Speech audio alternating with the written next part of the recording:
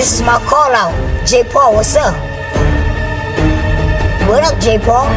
Oh, Gervonta. They hated him. Let me call y'all. I'm my own boss. I'm my own boss. One night. Got that. They mocked him. They ignored him. But he came back. Jake, the problem child Paul. I always took 50-50 fights. I didn't know what I was getting myself into going up against Nate Robinson. He knocked out UFC veterans. He beat men who once held world titles. His resume even includes a victory over the legendary, the untouchable Mike Tyson. Is on July 20th, Mike will be put to sleep and he will feel my power and I will go down as the man who put Tyson to sleep for the last time. Jake, look, in the, Mike Tyson fight, fans debate whether you were pulling back a little bit or whatever the case might have been with the outcome to it. But it was painful to watch. Every punch Tyson absorbed tore the hearts of millions of fans apart. My grandparents had Ali. My parents had Tyson. I have Jake motherfucking Paul. More weight equals more power. Derek, what the fuck? Beating up an aging Mike wasn't just ugly, it was a crime. A crime that deserves punishment. And now, punishment has a name, Gervonta Tank Davis. You're the fucking clown, Gervonta. Any man who puts his hands on a woman is the clown. Doesn't it feel like the YouTuber is playing a game he doesn't belong in? Jake Paul has always chosen opponents that guaranteed him an advantage. This time, it's different. Now standing across from him is a true boxer in his prime, a ruthless knockout machine. But do you want to knock, Tank out? And is it a little bit about making up for maybe not doing that against Tyson? I believe truly I've manifested. I've saw the vision of him getting knocked out at highlight real KO, and I'm just excited to be able to deliver that for the fans. This is the fight where Jake's career could finally meet its end. I'm for sure that he decent and he gonna hold up for a couple rounds, but once it get hot in there, how things play out.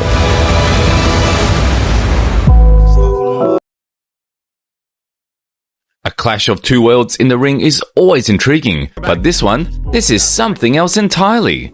On one side, a man chasing questionable glory. On the other side, a warrior defending his territory.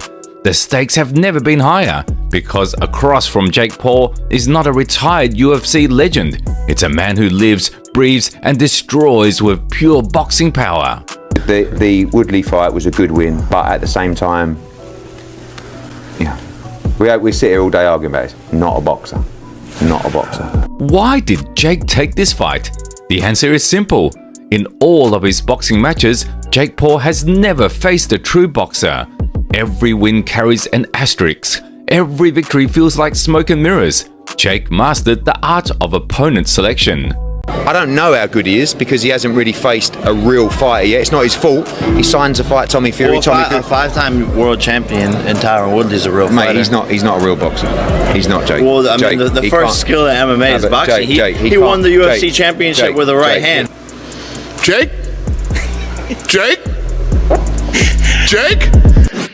The entire professional sports world ridicules him.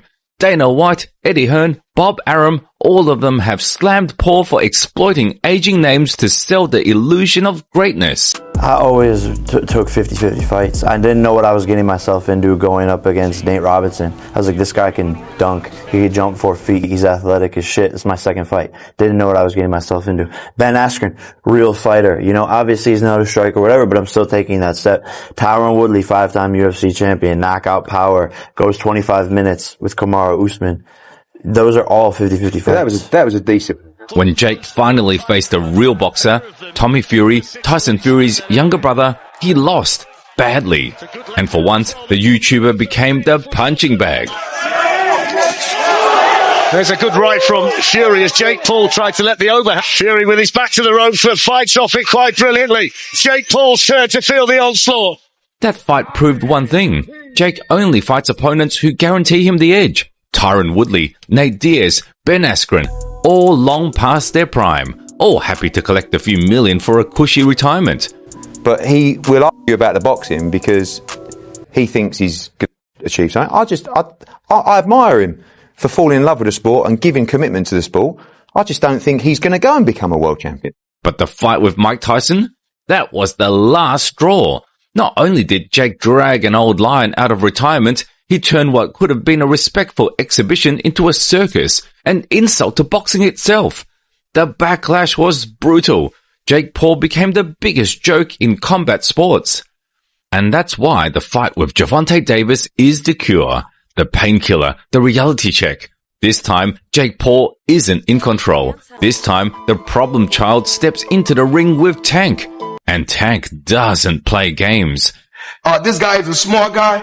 To be the best, you must take risks, you must take chances, and if it takes going up in weight or going down in weight, that's the sport of boxing. That's how boxing works. Gervonta Davis is a true superstar, but it seems like he's taken his former protege's advice a little too literally. The weight difference between Tank and Jake Paul in the off-season? A staggering 90 pounds. Is the Baltimore fighter trying to bite off more than he can chew? We know he's going to be definitely frustrated. You know, he's slower. You know, his arm reach not that much longer. We just got to wait and see it till we get in there and test the waters. But I'm for sure, though, that he decent and he going to hold up for a couple rounds. But once it get hot in there, you know how things play out. To understand if this matchup makes sense, let's remind ourselves of Tank's resume. Why do we all love him so much? Wait, that's a rhetorical question. And he finds the right key. He does. He doesn't walk into a room and like, bang, oh my God, I should open that door. And a lot of guys do. Romero walked into that room. Garcia walked into that room. So he don't. And that's part of what separates him. With Tank's raw, unmeasurable power, we can safely say he's capable of knocking out even heavyweights. And to make things spicier, Tank himself has made bold statements. I mean, when I say I have more skills than Mike Tyson, guys smarter than like at a lower weight class always have more skills. It's no heavyweight ever in life had more skills than smaller guys. Obviously, Gervonta has way more of a shot than old Mike Tyson did. But even if you strip away all the details, Tank is still taking a huge risk here. Instead of facing opposition closer to his weight class, he's stepping into what could be the toughest fight of his career. And there are reasons for that. Can you describe what the feeling was like in the ring? And was it to get the burn out of your eyes, or what was going on? And I didn't want to get caught. I didn't want to get caught while my eyes was burning. And you can get knocked out like that. So I'd rather take the knee than, but I didn't really know that you can get disqualified for all that. Or when you start counting, I'm like, what the hell? But I don't know. We need to revisit the most controversial fight of Tank's career. A fight where, to everyone's surprise, he couldn't do what he usually does. They cheated Roach. Roach got robbed. A majority draw. They cheated Roach. They cheated Roach. Look at Jake. Everybody know they cheated him. Everybody know they cheated Roach. Everybody know they cheated Roach. Roach got robbed. Lamont Roach became Tank's nightmare that night. The underdog, written off before the fight, pushed Davis to the limit and gave him the hardest test of his career. Clearly in there, man. I thought I won. I thought I did enough to get the victory over a spectacular fighter. I told y'all from the beginning, man, that I got the skills to pay the motherfucking bills. And things got even darker. Thunder rolled across Tank's skies when accusations of domestic violence surfaced again. Though he was eventually found not guilty and avoided prison, the situation left a stain on his legacy. Now, to restore his name, it's not enough to win a rematch or beat another big name. The fans demand the impossible, something unique, something sensational. A fight that would become Tank's greatest comeback. And in this division, there was no such opponent. But luckily, in the world of boxing, there was one man equally desperate for a mega fight. And for Jake, is this the biggest